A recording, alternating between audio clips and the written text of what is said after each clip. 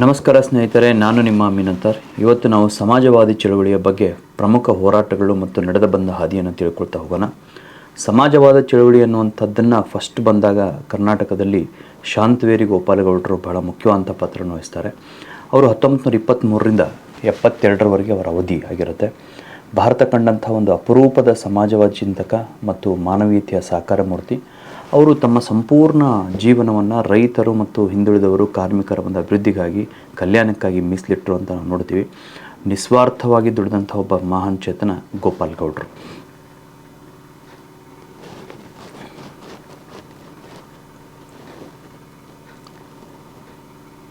ಇನ್ನು ಇವರು ಸ್ವಾತಂತ್ರ್ಯ ಚಳುವಳಿ ಭಾಗವಹಿಸಿದ ನಂತರ ಏನಾಗುತ್ತೆ ಅಂತಂದರೆ ಶಿವಮೊಗ್ಗ ಜೈಲಲ್ಲಿ ಸೇರ್ತಾರೆ. ಆ ಸಂದರ್ಭದಲ್ಲಿ ಅವರಿಗೆ ಗೋರೂರು ರಾಮಸ್ವಾಮಿ, ಕೆ.ಟಿ. ಭಾಷ್ಯಂ, ಹರ್ಡೇಕರ್ ಮಂಜಪ್ಪ, ಎಚ್ ಸಿದ್ದಯ್ಯ ಮುಂತಾದಂಥವರ ಒಂದು ಕೃತಿಗಳನ್ನು ಅಧ್ಯಯನ ಮಾಡೋಕ್ಕೆ ಅವಕಾಶ ಸಿಗುತ್ತೆ. ಭಾಳಷ್ಟು ಜನ ನೋಡಿ ಜೈಲಿನಲ್ಲಿದ್ದಾಗ ಅಪರೂಪದ ಕೃತಿಗಳನ್ನು ಓದೋದ್ರ ಜೊತೆಗೆ ತಮ್ಮ ಒಂದು ಜೀವನ ಚರಿತ್ರೆಯನ್ನು, ಲೇಖನಗಳನ್ನು, ಪತ್ರಗಳನ್ನು ಬರೆದಂಥ ಉದಾಹರಣೆಯನ್ನು ಸಾಹಿತ್ಯದಲ್ಲಿ, ಇತಿಹಾಸದಲ್ಲಿ ಕಾಣ್ತೀವಿ. ಅದೇ ರೀತಿಯಾಗಿ ಇವರು ಜೈಲು ಸೇರಿಸಿದಾಗ ಬಹಳಷ್ಟು ಕೃತಿಗಳನ್ನು ಅಧ್ಯಯನ ಮಾಡಿದರು. 1940ರ ದಶಕದಲ್ಲಿ ಜಯಪ್ರಕಾಶ್ ನಾರಾಯಣ್ ಅವರು, JP ಅವರು, ಜಯಪ್ರಕಾಶ್ ನಾರಾಯಣ್ ಅವರು ಏನು ಒಂದು ಸಮಾಜವಾದಿ ಚಳುವಳಿ ಆಚರಣೆ ಮಾಡಿದರು, ಸ್ಟಾರ್ಟ್ ಮಾಡಿದರು. ಅದಕ್ಕೆ ಇವರು ಸ್ಪಂದಿಸಿ 1940ರಲ್ಲಿ ಸ್ಟೂಡೆಂಟ್ ಯೂನಿಯನ್ ಕಾಂಗ್ರೆಸ್ನ ಸದಸ್ಯರಾದರು. 1949ರಲ್ಲಿ ಶಿವಮೊಗ್ಗ ವಿದ್ಯಾರ್ಥಿ ಕಾಂಗ್ರೆಸ್ ಪ್ರಧಾನ ಕಾರ್ಯದರ್ಶಿಯಾಗಿ ನೇಮಕ ಆದರು. ಜೊತೆಗೆ 1949ರಲ್ಲಿ ಶಿವಮೊಗ್ಗದಲ್ಲಿ ಕರ್ನಾಟಕದ ಸಮಾಜವಾದಿ ಸಂಘವನ್ನು ಕಟ್ಟಿದರು. 1949ರಲ್ಲಿ ಕರ್ನಾಟಕದಲ್ಲಿ ಸಮಾಜವಾದಿ ಸಂಘವನ್ನು ಇವರು ಕಟ್ಟಿದರು. ಇವರಿಗೆ ರಾಮ್ ಮನೋಹರ್ ಲೋಹಿಯಾ ಹಾಗೂ ಕಮಲಾದೇವಿ ಚಟ್ಟೋಪಾಧ್ಯಾಯ ಮುಂತಾದವರ ಒಂದು ಆಳವಾದಂಥ ಒಂದು ಪ್ರಭಾವ ಇತ್ತು. ಇವರ ಪ್ರಭಾವದಿಂದ ಶಿವಮೊಗ್ಗ ಜಿಲ್ಲೆಯಲ್ಲಿ ಇವರು ಸಮಾಜವಾದಿ ಚಳವಳಿಯನ್ನು ಬಹಳ ಗಾಢವಾಗಿ ಆರಂಭಿಸಿದರು. 1951ರಲ್ಲಿ ಕಾಗೋಡಿನಲ್ಲಿ ರೈತರು, ಜೀತದಾರರು, ಗೇಣಿದಾರರು ಹಮ್ಮಿಕೊಂಡಂಥ ಚಳುವಳಿಗೆ ಜಯಪ್ರಕಾಶ್ ನಾರಾಯಣರಾವ್ ಮತ್ತು ರಾಮ್ ಮನೋಹರ್ ಲೋಹಿಯಾ, ಕಮಲಾದೇವಿ ಅವರು ಬರಮಾಡಿಸಿಕೊಂಡರು. ಶಿವಮೊಗ್ಗದಲ್ಲಿ ನಡೆದಂಥ ಒಂದು ಚಳುವಳಿಗಳಿಗೆ ಜಯಪ್ರಕಾಶ್ ನಾರಾಯಣ್ ಅವರನ್ನು, ರಾಮ್ ಮನೋಹರ್ ಲೋಹಿಯಾ ಅವರನ್ನು ಹಾಗೂ ಕಮಲಾದೇವಿ ಚಟ್ಟೋಪಾಧ್ಯಾಯ ಅವರನ್ನು ಇವರು ಕರ್ಕೊಂಡಿದ್ರು. ಮುಂದೆ ಅದಕ್ಕೆ ನಾವು ಕಾಗೋಡು ರೈತ ಸತ್ಯಾಗ್ರಹ ಅಂತ ಕರಿತೀವಿ. ನಿಮ್ಗೆ ನೆನಪಿರಬೇಕು, ಕಾಗೋಡು ರೈತರ ಸತ್ಯಾಗ್ರಹಕ್ಕೆ ಯಾರ್ಯಾರು ಬಂದಿದ್ರು ಅಂತೇಳಿ. JP ಜೊತೆಗೆ ಯಾರು, ರಾಮ್ ಮನೋಹರ್ ಲೋಹಿಯಾ, ನೆಕ್ಸ್ಟ್ ಕಮಲಾದೇವಿ ಚಟ್ಟೋಪಾಧ್ಯಾಯ ಅವರು ಬಂದಿದ್ದರು. ಅಲ್ಲಿ ಏನಾಗುತ್ತೆ ಅಂದರೆ ಇವರು ಅನಿರ್ದಿಷ್ಟಾವಧಿ ಉಪವಾಸವನ್ನು ಕೊಡ್ತಾರೆ. ಉಪವಾಸವನ್ನು ಕೂತು ಆ ಚಳುವಳಿಯನ್ನು ಇವರು ಯಶಸ್ವಿಯಾಗಿ ಮಾಡ್ತಾರೆ. ಸೊ ಇದು ಶಾಂತವೇರಿ ಗೋಪಾಲಗೌಡರು ನಡೆದು ಬಂದಂಥ ಒಂದು ಹಾದಿ. ಇನ್ನು ನಾವು 1952ರಲ್ಲಿ ಏನು ಮಾಡ್ತಾರೆ, ಗೋಪಾಲಗೌಡರು ಸಾರ್ವತ್ರಿಕ ಚುನಾವಣೆಯಲ್ಲಿ ಸಮಾಜವಾದ ಪಕ್ಷದ ಅಭ್ಯರ್ಥಿಯಾಗಿ ನಿಲ್ತಾರೆ, ಇಲೆಕ್ಷನ್ಗೆ ನಿಲ್ತಾರೆ.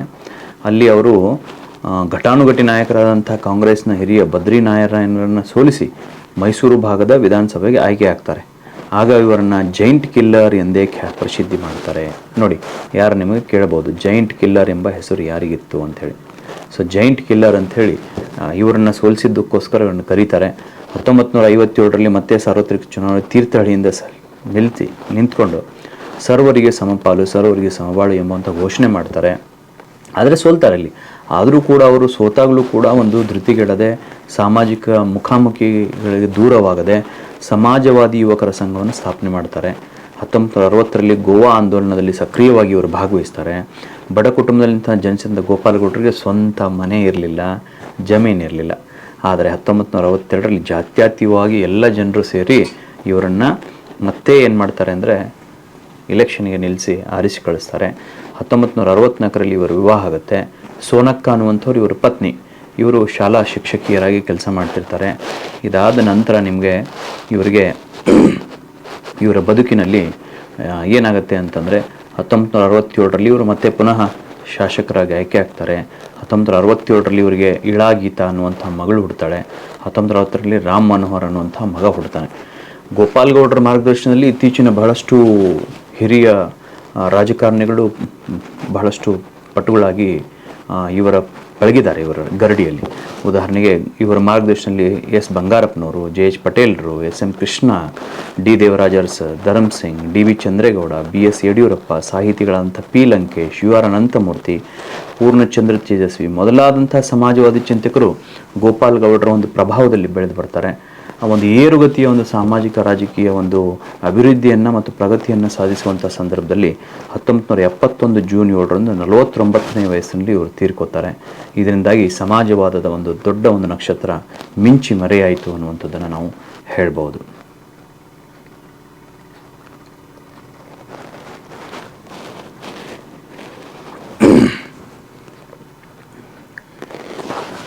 ಇನ್ನು ಮುಖ್ಯವಾಗಿ ನಾವು ಗಮನಿಸಬೇಕಾದಂಥದ್ದು ಒಂದು ಇಂಪಾರ್ಟೆಂಟ್ ಅಂತಂದರೆ ಕಾಗೋಡು ರೈತರ ಚಳವಳಿ 1950, ವೆರಿ ಇಂಪಾರ್ಟೆಂಟ್. 1950ಯಲ್ಲಿ ಸ್ಟಾರ್ಟ್ ಆಗುತ್ತೆ ಕಾಗೋಡು ರೈತರ ಚಳವಳಿ. ಶಿವಮೊಗ್ಗ ಜಿಲ್ಲೆಯ ಒಂದು ಸಾಗರ ಅನ್ನುವಂಥ ತಾಲೂಕಿನಲ್ಲಿ ಕಾಗೋಡು ಒಂದು ಕೃಷಿ ಪ್ರಧಾನ ಗ್ರಾಮ. ಇದು ಒಂದು ರೈತರಿರುವಂಥ ಗ್ರಾಮ. ಇಲ್ಲಿ ವರದಾ ನದಿ ಹರಿಯುತ್ತೆ. ಭತ್ತ, ತೆಂಗು ಮತ್ತು ಬಾಳೆಗಳನ್ನು ಇಲ್ಲಿ ಹೇರಳವಾಗಿ ಬೆಳೀತಾರೆ. ಇಲ್ಲಿ ಮಲೆನಾಡು ಪ್ರದೇಶ ಇದು. ಇಲ್ಲಿ ಬಹುತೇಕರು ಲಿಂಗಾಯತರಿದ್ದಾರೆ, ದೀವ ಜನಾಂಗ ಇದೆ ಮತ್ತು ಒಕ್ಕಲಿಗ ಜನಾಂಗಕ್ಕೆ ಸೇರಿದವರಾಗಿರ್ತಾರೆ. ದೀವ ಜನಾಂಗ ಅಂದರೆ ಭೂರಹಿತರು. ಇವರು ಅಂದರೆ ಗೇಣಿ ವೃತ್ತಿಯಲ್ಲಿ ತೊಡಗೊಂಡಿರ್ತಾರೆ. ಏನಪ್ಪ ಗೇಣಿ ಅಂತಂದರೆ ಭೂ ಮಾಲೀಕರಿಂದ ಭೂಮಿಯನ್ನು ಪಡೆದು ಕೃಷಿ ಮಾಡಿ ಬಂದಂಥ ಒಂದು ಲಾಭದಲ್ಲಿ ಅಥವಾ ಉತ್ಪನ್ನದಲ್ಲಿ 85% ಮಾಲೀಕರಿಗೆ ಕೊಟ್ಟು 15% ತಾವಿಟ್ಕೊಳ್ಳುವಂಥದ್ದಕ್ಕೆ ನಾವು ಗೇಣಿದಾರರು ಅಂತ ಕರಿತೀವಿ. ಇದು ಒಂಥರ ಶೋಷಣೀಯದಾಯ ಆಗಿತ್ತು. ಇದರಿಂದ ಅಪಾರ ಕಷ್ಟ ನಷ್ಟವನ್ನು ಅವರು ಅನುಭವಿಸ್ತಾ ಇದ್ರು. ಹೀಗಾಗಿ ದೀವ ಜನಾಂಗದವ್ರು ಏನು ಮಾಡಿದ್ರು ಅಂದರೆ ಸಾಗರ ತಾಲೂಕಿನಲ್ಲಿ ಒಂದು ರೈತ ಸಂಘವನ್ನು ಸ್ಥಾಪಿಸ್ಕೊಂಡ್ರು. ಏನಿದು ರೈತ ಸಂಘವನ್ನು ಸ್ಥಾಪಿಸ್ತಾರೆ. ಇದನ್ನು ಸ್ಥಾಪಿಸ್ಕೊಂಡಲ್ಲಿ ಏನು ಮಾಡ್ತಾರೆ ಅಂದರೆ ಅವರು ಉಳುವವನಿಗೆ ಭೂಮಿ ಅನ್ನುವಂಥ ಒಂದು ಚಳವಳಿಯನ್ನು ಆರಂಭಿಸ್ತಾರೆ. ಇದು ಭೂಮಾಲಕರು ಮತ್ತು ದೀವ ಜನಾಂಗ ಅಥವಾ ಗೇಣಿ ಮಾಡುವಂಥವ್ರ ನಡುವಿನ ಒಂದು ಸಂಘರ್ಷ ಅಂತ ನಾವು ಹೇಳ್ತೀವಿ. ಇದಾದ ನಂತರ ಇಲ್ಲಿ ಸಮಾಜವಾದಿ ನಾಯಕರಾದಂಥ ರಾಮ್ ಮನೋಹರ್ ಲೋಹಿಯಾ, ಜಯಪ್ರಕಾಶ್ ನಾರಾಯಣ್, ಶರತ್ ಜೋಶಿ ಅವರು ಇದಕ್ಕೆಲ್ಲ ಬೆಂಬಲ ಕೊಡ್ತಾರೆ. ಸಿದ್ದಾಪುರ ಗ್ರಾಮದ ದೀವ್ ಜನಾಂಗಕ್ಕೆ ಸೇರಿದಂಥ ಎಚ್ ಗಣಪತಿಯಪ್ಪ ಅನ್ನುವಂಥವ್ರು ಕ್ವಿಟ್ ಇಂಡಿಯಾ ಚಳುವಳಿಯಲ್ಲಿ ಭಾಗವಹಿಸಿ ಇವರು ಹಿಂಡಲ್ಗಾ ಜೈಲಲ್ಲಿ ಒಂದು ಸೆರೆಮನೆ ಅನುಭವಿಸಿ ಬಂದಿರ್ತಾರೆ. ಹೀಗಾಗಿ ಅವರಿಗೂ ಮತ್ತಷ್ಟು ಸ್ಫೂರ್ತಿ ಇರುತ್ತೆ. ಆ ಹೋರಾಟಕ್ಕೆ ಸ್ಫೂರ್ತಿ ಬಂದು ಅವರು ಏನು ಮಾಡ್ತಾರೆ ಅಂದರೆ ಈ ದೀವಜರ ಹಕ್ಕುಗಳ ಬಗ್ಗೆ ಜಾಗೃತಿ ಮೂಡಿಸೋದಕ್ಕೆ ಪ್ರಯತ್ನ ಮಾಡ್ತಾರೆ. ಇವು ಎಕ್ಸಾಂಪಲ್ ಹೇಳಬೇಕಂದ್ರೆ ದೇವಸ್ಥಾನ ನಿರ್ಮಾಣ ಮತ್ತು ಧಾನ್ಯದ ಅಳತೆ ಮಾಪನ ಮೋಸ ಮಾಡುವಂಥದ್ದಾಗಲಿ, ಅಸಮಾನತೆ ಆಗುವಂಥಲ್ಲಿ ಇವುಗಳ ಜೊತೆಗೆ ಈ ಒಂದು ಪ್ರೇರಣೆಯಿಂದಾಗಿ ಇದು ಒಂದು ರೈತರ ಆಂದೋಲನವಾಗಿ ಮಾರ್ಪಡುತ್ತೆ. ಚಳುವಳಿ ತೀವ್ರ ಸ್ವರೂಪವನ್ನು ಪಡ್ಕೊಳ್ಳುತ್ತೆ. ಬೆಂಗಳೂರು, ಕೋಲಾರ, ದಾವಣಗೆರೆ, ಚಿತ್ರದುರ್ಗ, ಶಿವಮೊಗ್ಗ ಮುಂತಾದಂಥ ಸ್ಥಳಗಳಿಂದ ಬಂಥ ಸಮಾಜವಾದಿ ಚಿಂತಕರು ಇಲ್ಲಿ ಭಾಗವಹಿಸ್ತಾರೆ. ದಿನದಿಂದ ದಿನಕ್ಕೆ ಈ ರೈತರ ಒಂದು ಹೋರಾಟ ಜಾಸ್ತಿ ಆಗುತ್ತೆ. ಮತ್ತು ಇಲ್ಲಿ ಇಂಪಾರ್ಟೆಂಟ್ ಆಗಿ ನಾವು ಗಮನಿಸಬೇಕಾಗಿದ್ದು ಅಂತಂದರೆ ಈ ಭೂ ಮಾಲೀಕರು ಗೇಣಿದಾರರನ್ನ ಜಮೀನುಗಳಿಂದ ಹೊರ ಹಾಕ್ತಾರೆ ಆದರೆ ಕಾನೂನಿನ ಪ್ರಕಾರ 12 ವರ್ಷಗಳಿಗೆ ಮೇಲ್ಪಟ್ಟು ಗೇಣಿದಾರರನ್ನ ಜಮೀನುಗಳಿಂದ ಹೊರ ಹಾಕುವಂತಿಲ್ಲ ಅನ್ನುವಂಥದ್ದು ಸರ್ಕಾರದ ಒಂದು ರೂಲ್ ಇರುತ್ತೆ. ಆದರೂ ಕೂಡ ಸರ್ಕಾರ ಜಮೀನ್ದಾರರ ಪರ ವಹಿಸ್ತದೆ. ಜಮೀನ್ದಾರರು ಪ್ರಬಲರಾಗಿರೋದ್ರಿಂದ ಕಾಗೋಡು ರೈತ ಸತ್ಯಾಗ್ರಹ ವಿಫಲಗೊಳ್ಳುತ್ತೆ. ಆ ಸಂದರ್ಭದಲ್ಲಿ ಜೆ ರಾಜಶೇಖರ್ ಅನ್ನುವಂಥವ್ರು ಮಾತಾಡಿ ಇದು ಭೂ ಮಾಲೀಕತ್ವದ ಬೇಡಿಕೆಯಲ್ಲ, ಯಥಾಸ್ಥಿತಿಯ ಬೇಡಿಕೆ ಅಂತಾರೆ. ಆದರೂ ಕಾಗೋಡು ಸತ್ಯಾಗ್ರಹದಿಂದ ದೀವರ ಒಂದು ಸಮುದಾಯದಲ್ಲಿ ಜಾಗೃತಿ ಮತ್ತು ಒಂದು ಏಕತೆ ತರುವಲ್ಲಿ ಯಶಸ್ವಿಯಾಗುತ್ತೆ. ಇದರ ಪರಿಣಾಮ 1974ರಲ್ಲಿ ಡಿ ದೇವರಾಜ ಅರಸು ಅವರು ರೈತರಿಗೆ ಭೂ ಮಾಲೀಕತ್ವವನ್ನು ನೀಡುವಂಥ ಸುಧಾರಣೆ ತರಲು ಕಾರಣ ಆಯಿತು. ನೋಡಿ, ನಿಮಗೆ ಯಾರು ಕೇಳಬಹುದು ಈ ರೈತ ಸುಧಾರಣೆಗೆ ಮತ್ತು ಭೂ ಮಾಲೀಕತ್ವ ನೀಡುವುದಕ್ಕೆ ತುಂಬ ಪ್ರೇರಣಾದಾಯಕ ಅಂಶ ಅಂತಂದರೆ ಇದೆ. ಯಾವುದು ಅಂತಂದರೆ ಈ ಕಾಗೋಡು ಸತ್ಯಾಗ್ರಹ ಅನ್ನುವಂಥದ್ದು.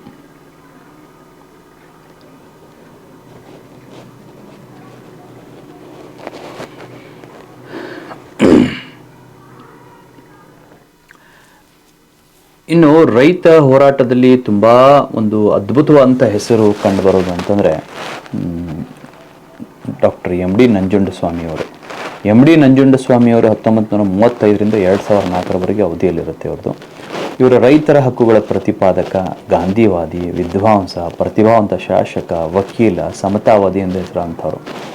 ಈಗ ನಾವು ಕರ್ನಾಟಕ ರಾಜ್ಯ ರೈತ ಸಂಘ ಅಂತ ಏನು ಕರಿತೀವಿ, KRRS, ಇದರ ಸಂಸ್ಥಾಪನೆಯಲ್ಲಿ ಇವರ ಪ್ರಮುಖವಾದ ಪಾತ್ರವನ್ನು ವಹಿಸಿದ್ದಾರೆ. 1980ರ ದಶಕದಲ್ಲಿ ದೇಶಾದ್ಯಂತ ರೈತ ಹೋರಾಟಗಳು ಹುಟ್ಟುಕೋತವೆ. ಆ ಸಂದರ್ಭದಲ್ಲಿ ಉತ್ತರ ಪ್ರದೇಶದಲ್ಲಿ ಶ್ರೀಮಾನ್ ಟಿಕಾಯತ್ ಇರ್ತಾರೆ, ತಮಿಳುನಾಡಿನಲ್ಲಿ ನಾರಾಯಣ ಸ್ವಾಮಿ ಇರ್ತಾರೆ, ಮಹಾರಾಷ್ಟ್ರದಲ್ಲಿ ಶರತ್ ಜೋಶಿ ಅವರು ಇರ್ತಾರೆ.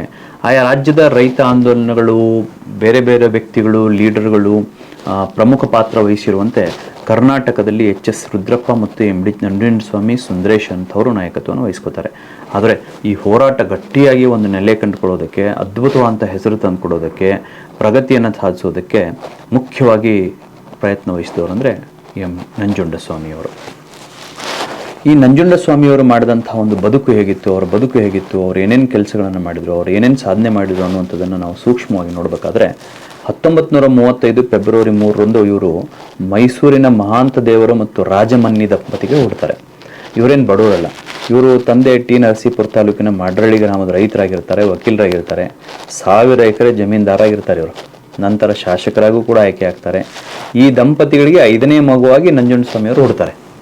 ಇವರು ವಿದ್ಯಾಭ್ಯಾಸ ನೋಡಿ ಮೈಸೂರು ವಿಶ್ವವಿದ್ಯಾಲಯದಲ್ಲಿ MS ಮುಗಿಸ್ತಾರೆ. ಅದಾದ ನಂತರ ಅವರು ನೆದರ್ಲ್ಯಾಂಡ್ನ ಹೇಗ್ ಅಕಾಡೆಮಿ ಆಫ್ ಇಂಟರ್ನ್ಯಾಷನಲ್ ಲಾ ಎಂಬಲ್ಲಿ ಹೋಗಿ ಪದವಿಯನ್ನು ಪಡ್ಕೊಂಬರ್ತಾರೆ. 1964ರಲ್ಲಿ ಭಾರತಕ್ಕೆ ಬಂದು ಏನು ಮಾಡ್ತಾರೆ ಅಂದರೆ ಮೈಸೂರು ವಿಶ್ವವಿದ್ಯಾಲಯ ಮತ್ತು ಬೆಂಗಳೂರು ವಿಶ್ವವಿದ್ಯಾಲಯ ಕಾನೂನು ಪ್ರಾಧ್ಯಾಪಕರಾಗಿ ಕೆಲಸ ಮಾಡ್ತಾರೆ. ಅದೇ ಸಂದರ್ಭದಲ್ಲಿ ಮಾತೃಭೂಮಿ ಎಂಬ ಕೃಷಿ ಶಾಲೆಯನ್ನು ಆರಂಭಿಸಿದರು. ನೋಡಿ, ಮಾತೃಭೂಮಿ ಎಂಬ ಕೃಷಿ ಶಾಲೆ, ಮಾತೃಭೂಮಿ ಏನಿದು ಕೃಷಿ ಶಾಲೆ, ಇದು ಪತ್ರಿಕೆ ಅಲ್ಲ. ಮಾತೃಭೂಮಿ ಎಂಬ ಕೃಷಿ ಶಾಲೆಯನ್ನು ಆರಂಭಿಸಿದವರು ಯಾರು ಅಂತ ನಿಮಗೆ ಕೇಳಬಹುದು. ಯಾವ ವರ್ಷ ಅಂತ ಕೇಳಬಹುದು. ಕಾರ್ಲ್ ಮಾರ್ಕ್ಸು, ಗಾಂಧಿ, ನರೇಂದ್ರ, ರಾಮಮೋಹನ್ ಲೋಹಿಯಾ ಮುಂತಾದವರ ಒಂದು ಆಳವಾದಂತಹ ಇವರಿಗೆ ಪ್ರಭಾವ ಇತ್ತು. ಹೀಗಾಗಿ ಇವರು ಲೋಹಿಯಾ ಅವರ ಮಾರ್ಕ್ಸ್ ಗಾಂಧಿ ಸೋಷಿಯಲಿಸಮ್ ಅನ್ನುವಂಥ ಪುಸ್ತಕ, ಎಂಡ್ ಅಂಡ್ ಮೀನ್ಸ್ ಕೃತಿಗಳು ಇವರ ಮೇಲೆ ಬಹಳವಾದಂಥ ಪ್ರಭಾವವನ್ನು ಬೀರಿದವು. ಹೀಗಾಗಿ ಇದೇ ವೇಳೆಗೆ ಶಿವಮೊಗ್ಗದ ಗೋಪಾಲ್ ಗೌಡ್ರು, ಕೋನಂದೂರು Lingappa, ND Sundaresh, UR Ananthamurthy, P Lankesh ಮುಂತಾದಂಥ ಬುದ್ಧಿಜೀವಿಗಳ ಸಂಪರ್ಕ ನಂಜುಂಡಸ್ವಾಮಿಯವರಿಗೆ ದೊರೆಯುತ್ತದೆ. ಇವರ ಒಂದು ಹೋರಾಟದ ರೀತಿ ಬದಲಾಗುತ್ತಾ ಸಾಗುತ್ತೆ. ಇಲ್ಲಿ ನಾವು ಗಮನಿಸಬೇಕು, ಈ ಕರ್ನಾಟಕ ರಾಜ್ಯ ರೈತ ಸಂಘ ಏನೇನು ಮಾಡ್ತು ಅಂತಂದರೆ, ಇದು ರೈತ ಸಂಘ ಸ್ಥಾಪನೆ ಆಗೋದಕ್ಕೆ ರೈತರ ಒಂದು ಪ್ರತಿಭಟನೆ ಕಾರಣ ಆಗುತ್ತೆ.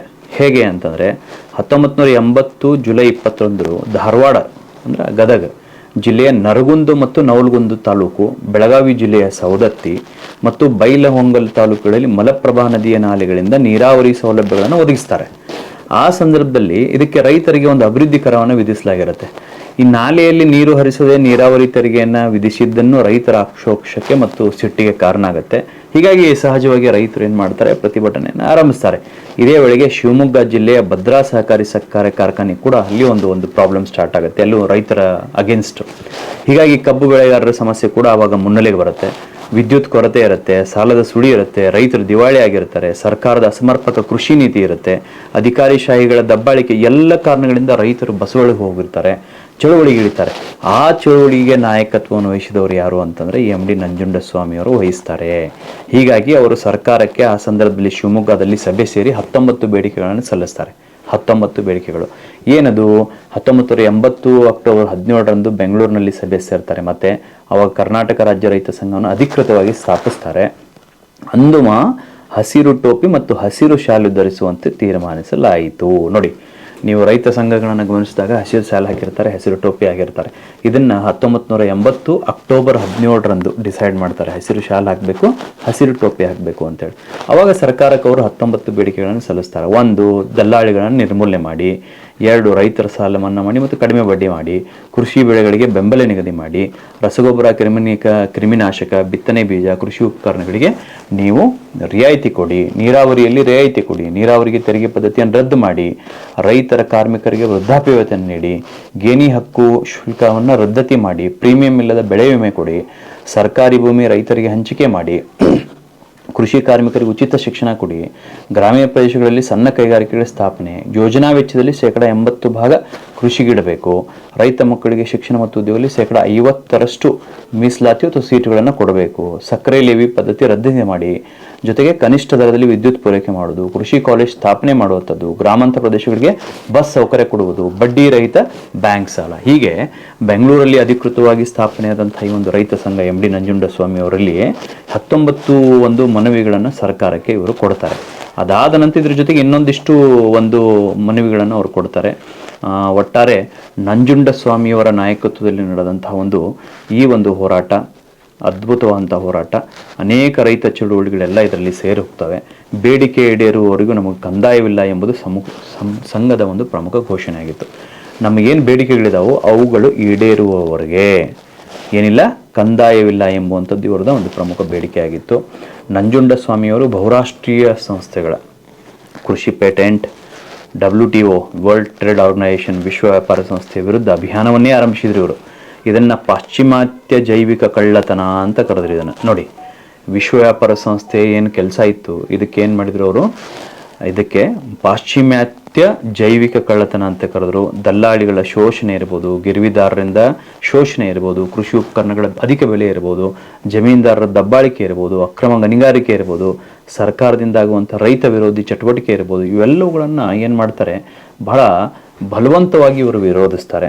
ಹೀಗಾಗಿ ಜಾಗತೀಕರಣ ಮತ್ತು ಬಹುರಾಷ್ಟ್ರೀಯ ಕಂಪನಿಗಳಿಂದ ಭಾರತದ ರೈತರು, ಕಾರ್ಮಿಕರು, ಉದ್ದಿಮೆದಾರರು ಯಾವ ರೀತಿಯಾಗಿ ದುಷ್ಪರಿಣಾಮವನ್ನು ಎದುರಿಸ್ತಾ ಇದ್ದಾರೆ, ಅವುಗಳ ಬಗ್ಗೆ ನಾವು ಏನೆಲ್ಲ ಕೆಲಸ ಮಾಡಬೇಕು ಅನ್ನುವಂಥದ್ದನ್ನು ನರಗುಂದು ನವಲಗುಂದು ಚಳುವಳಿಯಲ್ಲಿ, ಬಗೈರ್ ಹುಕುಂ ಪತ್ರ ವಿತರಣೆಗಾಗಿ ಚಳುವಳಿ, ಬಳ್ಳಾರಿಯ ಕಾರ್ಗಿಲ್ ಬಿತ್ತನೆ ಬೀಜ ಕಂಪನಿ ವಿರುದ್ಧ ಚಳುವಳಿ, ಸೊರಟೂರು ರೈತ ಚಳುವಳಿ, ಶಿವಮೊಗ್ಗ ರೈತ ಚಳುವಳಿ, ನೀರಾ ಪಾನೀಯ ಚಳುವಳಿ, ಮಾನ್ಸ್ಕಂಟೋ ಬೀತ ಬೀಜನ ವಿರುದ್ಧ ಚಳುವಳಿ, ಮೈಸೂರು ವರುಣಾ ಚಳುವಳಿ, ಧಾರವಾಡ ಜಿಲ್ಲಾ ರೈತ ಚಳುವಳಿ, ಚಿತ್ರದುರ್ಗ ಮತ್ತು ಹಾಸನ ಜಿಲ್ಲಾ ಚಳುವಳಿ ಮುಂತಾದಂಥ ಚಳುವಳಿಯಲ್ಲಿ ರೈತ ಸಂಘ ಬಹಳಷ್ಟು ಪ್ರಮುಖವಾದಂಥ ಒಂದು ಪಾತ್ರವನ್ನು ವಹಿಸುತ್ತೆ. ಹೀಗೆ ಒಂದು ಸಮಾಜವಾದಿ ಚಳುವಳಿಯಲ್ಲಿ ಶಾಂತವೇರಿ ಗೋಪಾಲಗೌಡರು ಮತ್ತು ಕರ್ನಾಟಕ ರಾಜ್ಯ ರೈತ ಸಂಘದ ಮೂಲಕ ಕಾಗೋಡು ಮತ್ತು ಈ ಥರದ ಒಂದು ಹೋರಾಟಗಳಲ್ಲಿ MD ನಂಜುಂಡಸ್ವಾಮಿಯವರು ಅದ್ಭುತವಾದಂಥ ಒಂದು ಪಾತ್ರವನ್ನು ವಹಿಸ್ತಾರೆ.